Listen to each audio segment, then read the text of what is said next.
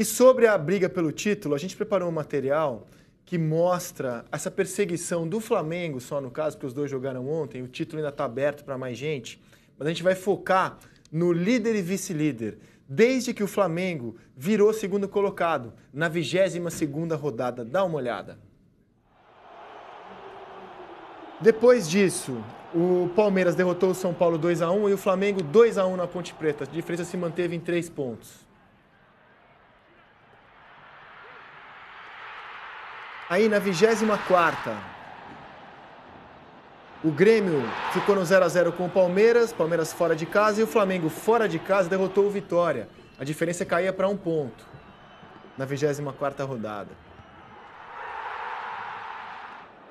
Na 25ª, ela se mantinha em 1 ponto. O Palmeiras empatou com o Flamengo 1-1. Aí na 26ª, o Palmeiras derrotou o Corinthians na casa do Corinthians e o Flamengo derrotou o Figueirense 2-0. Ela se manteve em 1 ponto. Foi o momento mais crítico, talvez, dessa caminhada. O Palmeiras tinha um compromisso difícil, o Flamengo era mandante contra o Figueirense, mas a diferença se manteve em 1 ponto. E aí, depois, o Palmeiras derrotou o Coritiba 2-1 e o Flamengo derrotou o Cruzeiro 2-1. Confrontos contra times que brigam contra o rebaixamento. 1 pontinho. Na 28ª rodada, a diferença volta a 3 pontos. O Palmeiras derrota o Santa Cruz fora de casa e fora de casa o Flamengo não consegue vencer o São Paulo. E ontem, na rodada mais óbvia, desde que a gente tem essa situação, porque os dois clubes mandantes é modo de falar, porque o Palmeiras jogou fora de casa, mas ele era o mandante praticamente ontem contra o América em Londrina. E o Flamengo, fazendo uso do mando de campo no Pacaembu, derrotou o Santa Cruz. E o aproveitamento, desde a 22ª rodada, ele é idêntico. 80,9% dos pontos, 12 gols marcados para cada lado e uma diferença mínima de gols sofridos. É muito curioso você notar que o desempenho deles é idêntico desde que um está caçando o outro ali na parte de cima da tabela. E eu projeto essa igualdade até o final. Eu andei fazendo ontem uma apanhada, a gente talvez veja aqui depois, dos próximos jogos de cada um.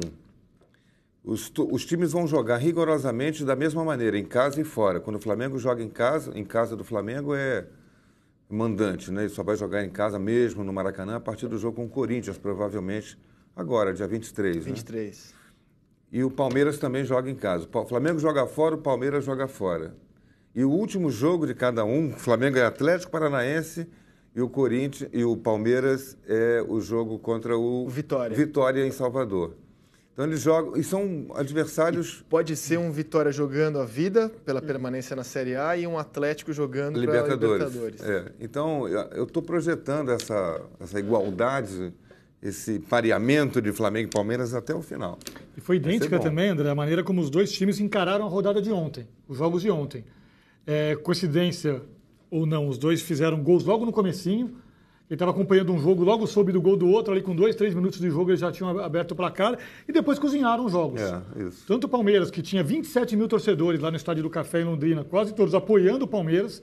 O América Mineiro levou o jogo para uma praça que tem torcida em massa do Palmeiras, a gente viu ontem isso lá no Estádio do Café, como o Flamengo jogando em São Paulo. Cozinharam o jogo, levaram os primeiros tempos, os dois jogos foram bem ruins, os times pouco atacaram, Palmeiras e Flamengo, pouco agrediram ali os adversários. Gol logo no começo, né? E seguraram. E no segundo tempo ali jogaram, deu pro gasto, fizeram mais gols e encerraram. Quer dizer, até a maneira como eles encararam, e o Cuca e o Zé Ricardo falaram sobre isso ontem ao fim da partida, era bem isso, jogos inteligentes ali. Jogaram com a cabeça, jogaram pro gasto, fizeram os 3 pontos e a diferença se mantém aí. Agora, as 5 próximas rodadas do Flamengo são mais difíceis do que do Palmeiras, se a gente pegar o calendário. Eu acho que nesse mês aí, de repente, se o Flamengo conseguir ficar nessa distância com o Palmeiras, a gente vai até o final com essa briga. Já a gente faz esse recorte das 5 próximas. A gente está rodando imagens da vitória do Flamengo ontem no Pacaembu. E em comum também, Fábio, o fato deles terem desfalques por data FIFA e alguns por suspensão, por lesão.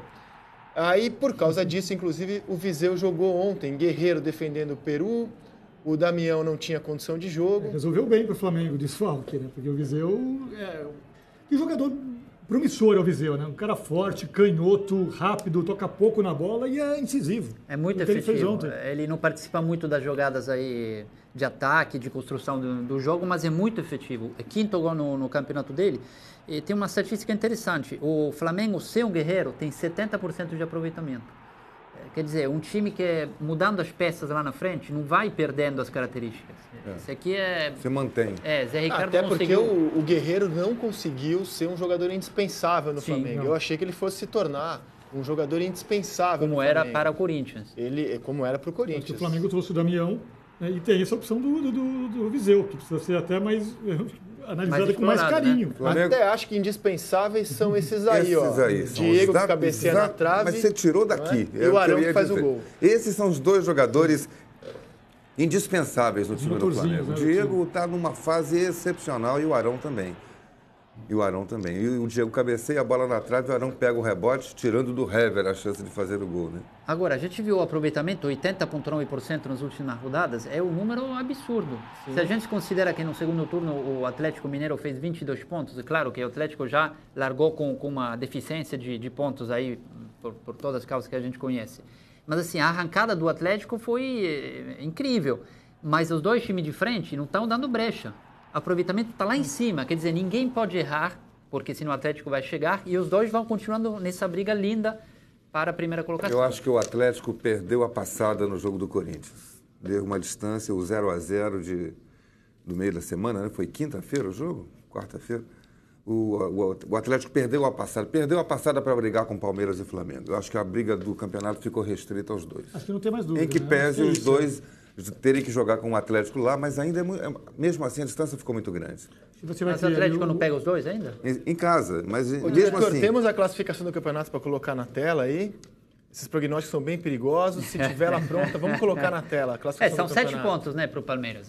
Quer dizer, é uma distância É muito considerável. grande. Nessa fase em que o Palmeiras não perde, que o Flamengo não perde, a última derrota do Palmeiras foi na 17ª rodada, Em julho, né? em julho. 31 de julho, se não é. Isso, exatamente. Para o Botafogo, na Arena da Ilha, 3-1. A última derrota do Flamengo foi na 20ª rodada, 1-0 para o Sport, lá em Recife. E depois não perderam mais. Nós temos a 29ª rodada. Há 9 rodadas o Flamengo não perde e há 12 rodadas o Palmeiras não perde.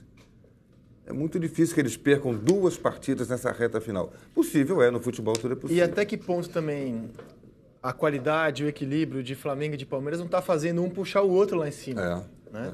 Um tá- E o Atlético perdeu a passada. O Atlético não podia ter perdido, nesse momento, a proximidade dos dois líderes, do líder e vice-líder. E dessas rodadas aí, essa foi a primeira em que eles jogaram no mesmo horário. Antes eles vinham jogando um antes do outro, né? Variou um Sabendo, pouco. conhecendo o resultado do outro. Então, acho que um vinha puxando o outro também, um esticando a corda. E eles jogaram no mesmo horário nesse fim de Eles foram semana. espelho ontem um do outro, André. Agora, independentemente concordo com o Heraldo, a questão do Galo, mas duas coisas, independentemente dos números. Uma que Palmeiras e Flamengo são os times de melhor futebol no campeonato. Então, assim, os técnicos conseguiram trabalhar os seus elencos, que podem não ser brilhantes, e acho que talvez até em questão de elenco, talvez até o do Flamengo seja superior ao do Palmeiras, se for pegar ali nome por nome, mas em campo são os dois melhores times do campeonato. Sem dúvida. E eu acho que a questão também do G4 ter virado G6, de certa forma, também acomodou os times que estavam ali nessa briga. Galo, inclusive. Santos, inclusive.